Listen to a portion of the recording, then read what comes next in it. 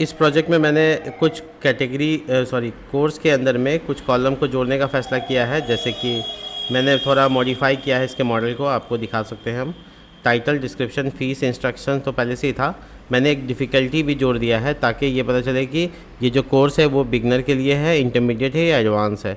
मैंने एलिजिबिलिटी के लिए ये एक कॉलम जोड़ दिया है। टोटल नंबर ऑफ़ सीट के लिए कितना सीट अवेलेबल है उसके लिए मैंने ना इनरोलमेंट लिमिट को जोड़ दिया है, जो कि मैं यहाँ पे डिफ़ॉल्ट वैल्यू दे देता हूँ।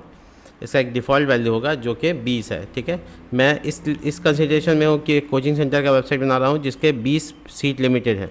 ठीक है, स्टार्टिंग डेट और एंडिंग डेट को जोड़ दिया ताकि मैं बैचेस की तरह काम कर सकूँ। और ड्यूरेशन को जोड़ा गया है, यानी कि कितने दिन का ये कोर्स है।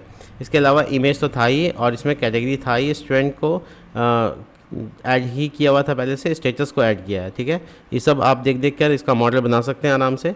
तो देखिए, ड्राफ्ट, पब्लिश और क्लोज, मैंने स्टेटस को ऐड कर दिया। ठीक है, अब बारी है हमको इसमें डेटा इंसर्ट कराने की, जो कि मेरे पास फॉर्म में मैंने यहाँ पर थोड़ा टाइम बचाने के लिए डिफ़िकल्टी को, स्टेटस को डाल रखा है। ठीक है, स्टार्टिंग डेट और एंडिंग डेट को डालना ज़रूरी है।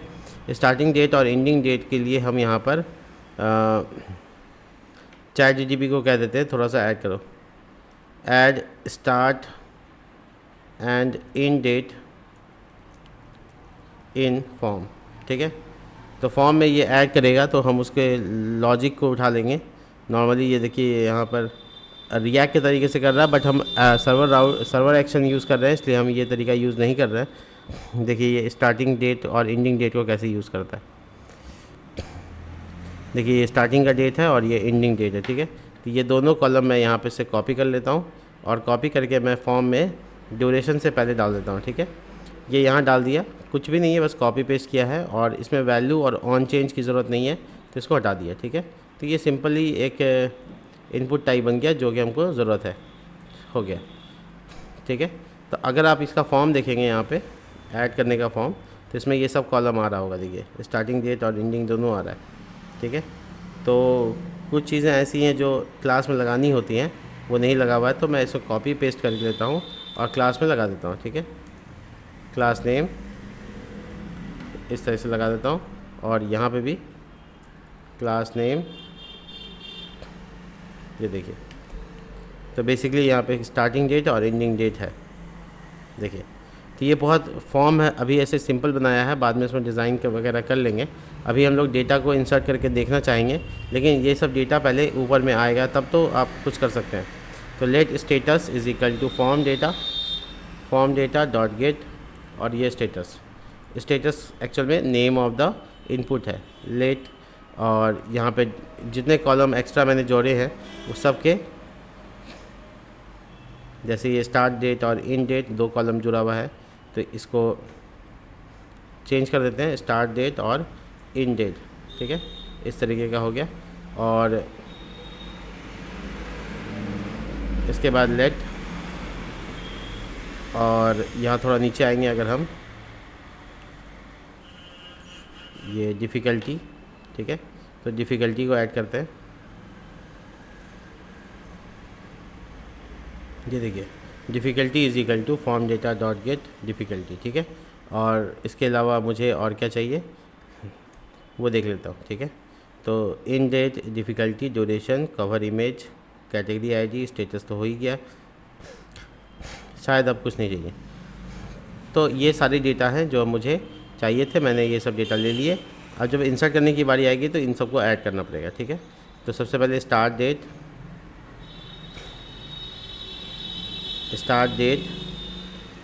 एक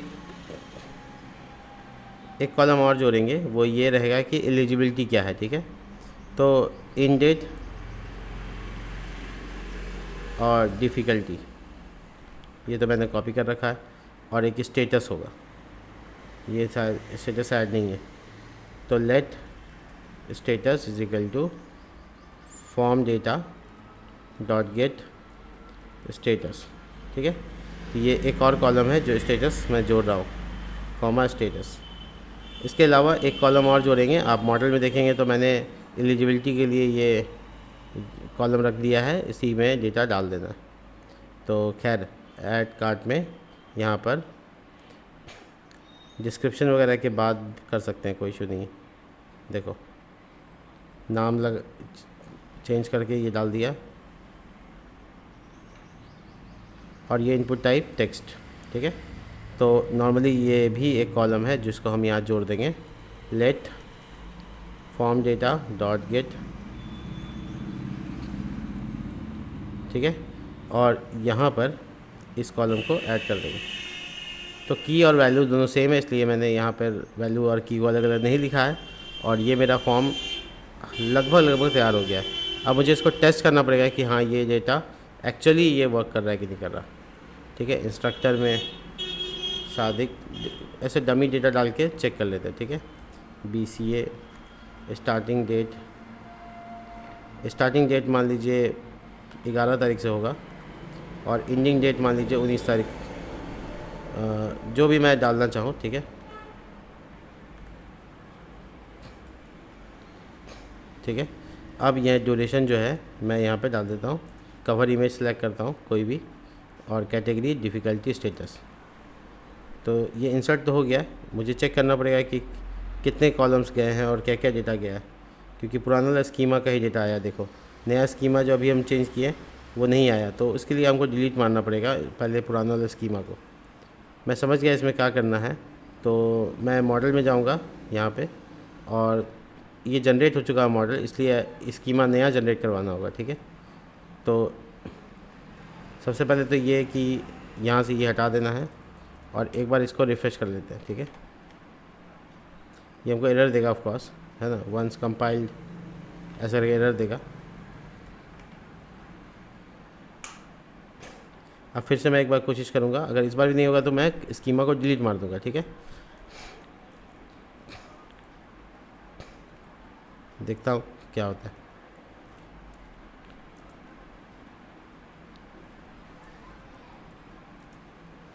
इंसर्ट तो हुआ है, बट ये पुराने वाले स्कीमा पे हुआ है, नए स्कीमा पे हुआ है, वो देखना है। देखो ये पुराने स्कीमा पे हुआ है, तो स्कीमा डिलीट मारना अब होकर पड़ेगा ही। तो स्कीमा डिलीट मारने के लिए हम यहाँ पे लिखेंगे, इसको छोड़ देते हैं, डिलीट नहीं, ये जैसे था वैसे छोड़ देते, delete mongoose dot connections dot models, और मॉडल का नाम है कोर्स, ये डिलीट मारना है, ठीक है। इससे एक बार रिफ़्रेश होगा,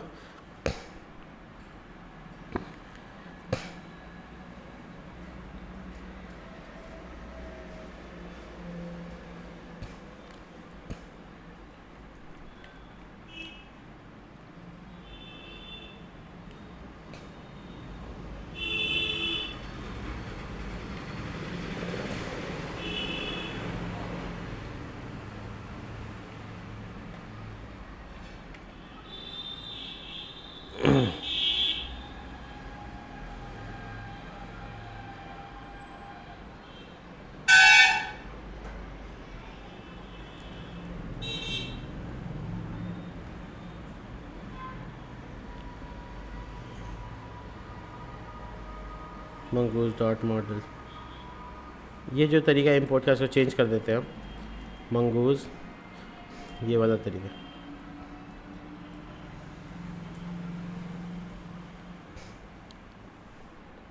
ठीक है। तो शायद मैंने यूज़र में शायद लगाया था वो कमेंट लाइन या कैटेगरी में,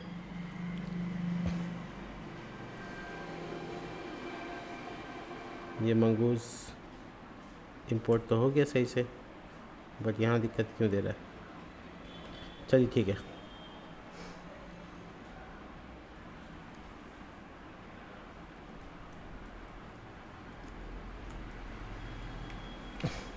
एक बार रिफ़्रेश करते हैं।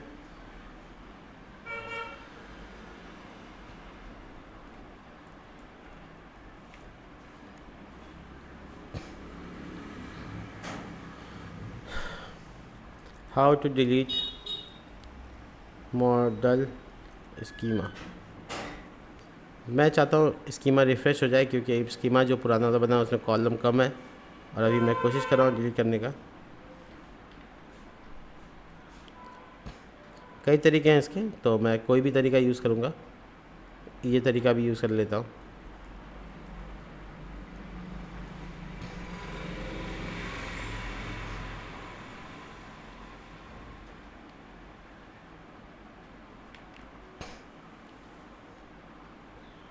ठीक है, अब मैं इसको रिफ़्रेश करूँगा, देखता हूँ कि इंसर्ट होता है या नहीं।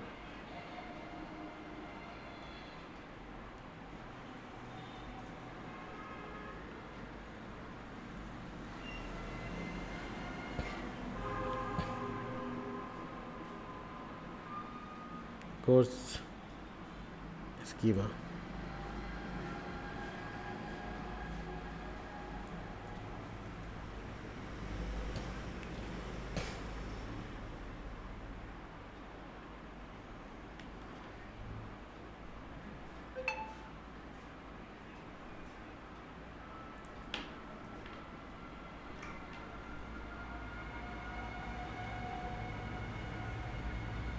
एक बार सर्विस बंद कर देता हूँ, कुछ एरर लग रहा है मेरे को।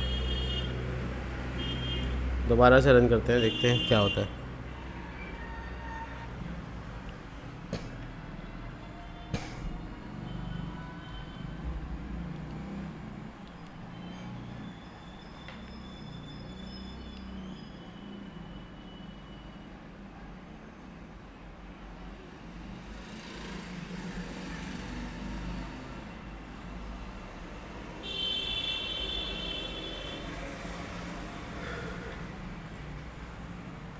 बहुत बढ़िया, ये देखिए आप पूरा डेटा इसमें आ गया। ठीक है, ये देखिए इसमें एरे क्यों आ रहा है पता नहीं, ये मुझे चेक करना पड़ेगा इसमें क्या गड़बड़ हो गया, प्रिकॉशंस क्या क्या है। ओह अच्छा, ये एरे में डेटा था। ठीक है, तो हमको लगता है कि इसको स्ट्रिंग कर देना चाहिए। और mongoose dot delete model course, मुझे अब ये भी डिलीट मारना पड़ेगा क्योंकि इसमें भी एक थोड़ा सा चेंजेस लाना है। मैंने एरे गलती से बना दिया था, मैं आपको दिखा देता हूँ कहाँ पे गलती किया मैंने। यहाँ पर बड़ी ब्रैकेट लगा हुआ था, इसको हटा दिया मैंने। ठीक है, तो आप जब करेंगे तो आप भी कर लेंगे ऐसा। ठीक है, अब मैं इसको पेज को रिफ़्रेश करता हूँ, कोशिश करता हूँ डिलीट हो जाए। ठीक है, तो डिलीट का प्रोसीजर शायद हो गया होगा, इसको कमेंट कर देते हैं ताकि हम दोबारा से ट्राई कर सकें। मैं आपके सामने ट्राई कर रहा हूँ, देखिए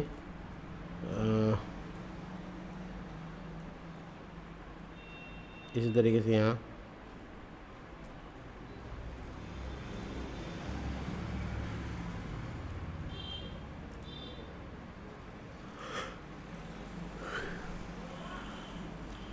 देखिए इंसर्ट तो हो गया, बट मुझे ये देखना है कि वो डेटा एरे के फॉर्म की जगह पे, हाँ देखो पूरी तरह से सही हो गया, एरे के फॉर्म की जगह पे स्ट्रिंग में आ गया। तो ये डेटा जो मैंने फीड किया है वो एकदम अच्छे से आ रहा है और काम भी हो गया। ठीक है, तो ये था कोर्स को इंसर्ट करने के लिए जितने इश्यूज़ थे वो सब मैंने फुलफ़िल कर लिए हैं। और अब मैं थोड़ा सा अपग्रेड करूँगा कार्ड को, ताकि मेरा जो कॉलिंग है, ये कोर्स कार्ड जो है आपको पब्लिक सेक्शन में ये वाला, ठीक है, add more details according to the course model. ठीक है,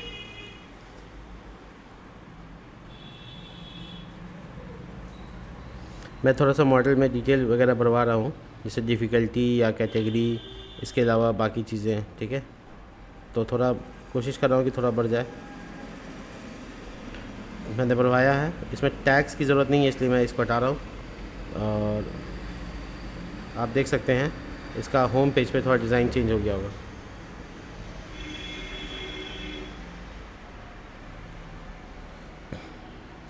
डिफ़िकल्टी और बिगनर और कैटेगरी का नाम की जगह पे कैटेगरी का नंबर आ रहा है। ठीक है, कैटेगरी डॉट नेम। अभी जो कॉलिंग हो रहा है, ये कॉलिंग हो रहा है कोर्स सेक्शन में नहीं, ये होम पेज पे, और ये कॉलिंग में हम यहाँ पे पॉपुलेट कर देंगे, पॉपुलेट, और जिस कॉलम को करना है उस कॉलम का नाम बता दीजिए। तो इससे क्या होगा कि नाम, कैटेगरी का नाम आएगा। देखो वेब डिज़ाइनिंग आ रहा है ना। तो ये डिज़ाइन के ऊपर हम लोग बिल्कुल काम नहीं कर रहे हैं, बाद में इस पर काम कर सकते हैं। और अब क्लिक करने पर ये पूरा एक व्यू पेज देगा जिसमें हम कोर्स का पूरा डिटेल दिखाएंगे जो कि हम लोग को डिज़ाइन करना है। ठीक है, तो लिखते हैं इसमें design for view course page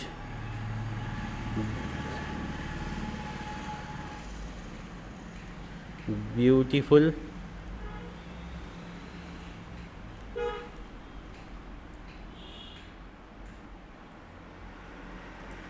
look pretty. तो मैंने बोल दिया इसको कि थोड़ा डिज़ाइन कर दो, जो कि कोर्स का व्यू कोर्स का पेज होगा उसको अच्छा से अच्छा लुक दो, ताकि हम उसका जो डेटा देखें तो फिर अच्छा लगे हमको। तो वो कर रहा है, ठीक है। तब तक में हम इसका एक पेज वगैरह सब बना लेंगे, ठीक है। ये कंपोनेंट है, बस इसको कॉपी करके हम डाल देंगे तो कंपोनेंट मेरा यहाँ पर यूआई में आ जाएगा, ठीक है। इसका नाम है कोर्स व्यू पेज .jsx, ठीक है। तो ये इस तरह से आ गया कोर्स व्यू कोर्स पेज। उल्टा नाम लिख दिया है मैंने, थोड़ा रीनेम कर देते हैं, ठीक है। व्यू कोर्स पेज ऐसे, ठीक है। ये इसलिए नाम चेंज किया मैंने क्योंकि कंपनी का नाम ये है, ठीक है। तो मैंने मेरा सब डेटा यहाँ पे दिखेगा। बाद में हम लोग इसको थोड़ा डिटेल करेंगे कि हाँ कैसा दिखेगा, क्या नहीं दिखेगा, बाकी चीज़ें। अभी फ़िलहाल के लिए इसको क्या करेंगे, व्यू कोर्स डिटेल को एक पेज देना है। तो पेज बनाने के लिए हमको क्या करना होगा, एक डायनेमिक पेज बनाना पड़ेगा, ठीक है। पहले तो हम एक फ़ोल्डर बनाएंगे जिसका नाम रहेगा कोर्स, ठीक है। और उस कोर्स फोल्डर के अंदर एक डायनेमिक फ़ोल्डर बनाएंगे जिसका नाम रहेगा कोर्स आईडी, ठीक है। जो भी नाम रहेगा उस पर ध्यान रखना है। और उसके अंदर page.jsx, इसमें पैरामीटर आ जाएगा और इसमें हम लोग यहाँ पे परम्स पास कर लेंगे। ये पैरामीटर परम्स है और हम लोग इसमें डेटा को व्यू करेंगे, ठीक है। तो अभी फ़िलहाल के लिए इसको कॉल कर लेते हैं व्यू कोर्स पेज, ठीक है। और इसमें पैरामीटर में पास कर देंगे एक डेटा जो कि हम लोग को यहाँ से निकाल लेना है, ठीक है, असिंक्रोनस। और मैं आपको बता दूं कि ये नेक्स्ट.js में पैरामीटर कैसे काम करता है, देखो दिखा देता हूँ ताकि तुमको दिक्कत ना हो। तो जब राउटिंग कर रहे होते हैं तो उसमें डायनेमिक राउटिंग देखो, डायनेमिक राउटिंग में बड़ी ब्रैकेट लगा देना होता है और उसके बाद परम्स एक्सेप्टेबल है। अब परम्स डॉट उसके बाद जो बड़ी ब्रैकेट में तुमने नाम लिखा उसको एक्सेस कर सकते हो कहीं पे भी। तो यही करने वाले हम। ये परम्स है मेरे पास, इसका डेटा हम स्टोर कर लेते हैं। देखो course ID is equal to params dot, और ये नाम लिखना है इसके अकॉर्डिंग, ठीक है, फोल्डर के अकॉर्डिंग, कोर्स अंडरस्कोर आईडी। इसके बाद हम लोग लिखेंगे let course is equal to await, और उसके बाद लिखेंगे यहाँ पर course model dot find by ID, ठीक है। तो फाइंड बाय आईडी और कोर्स का आईडी यहाँ पे दिखा देना। तो ये जो मॉडल इंपोर्ट हुआ है कोर्स मॉडल, ठीक है, और ये यहाँ पर पास कर देना, ठीक है।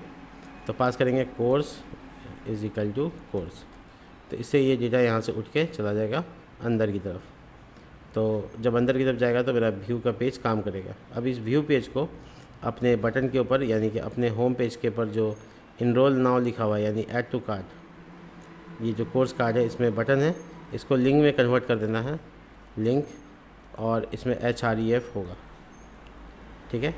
और ये यहाँ पर लिंक को हम बंद कर देंगे इस तरीके।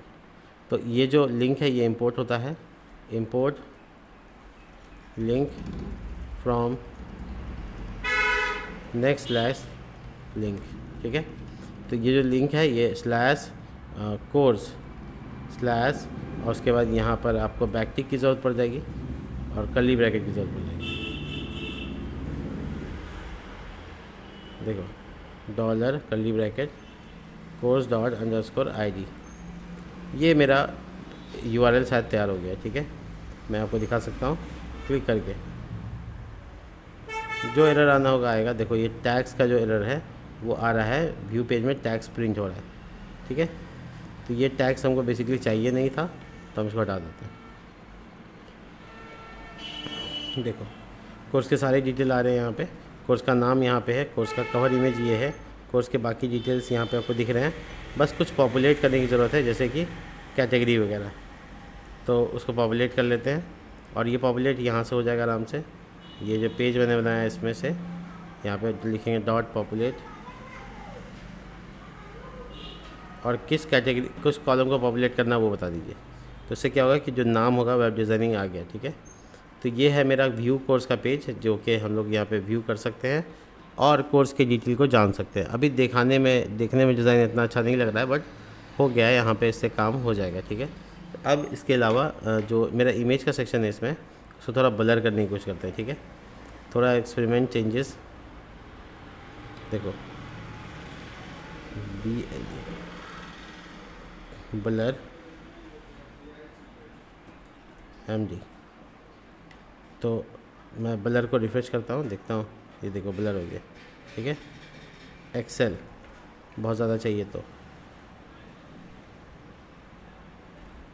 देखो ब्लर हो गया, ठीक है। तो ये ब्लर पॉसिबल है। और BG डैश ब्लर शायद इससे शायद बैकग्राउंड को ब्लर होता है, ये तो बैकग्राउंड है नहीं बेसिकली। खैर ठीक है, तो जो भी चीज़ हमको करना चाहिए वो अभी हम ऐसे चेक कर रहे थे ब्लर का, क्योंकि ऊपर में हम कुछ सोच रहे थे कि डालेंगे, इसलिए हम ऐसा कर रहे थे। लेकिन अभी फ़िलहाल यहाँ के लिए काफ़ी है। तो व्यू पेज हम लोगों ने बना लिया कोर्स का, जिस पर क्लिक करके हम अपने पेज को देख सकते हैं अच्छे से डिटेल में। और यहाँ के लिए फ़िलहाल ये काफ़ी रहेगा। मिलते हैं नेक्स्ट वीडियो में, तब तक के लिए बाय।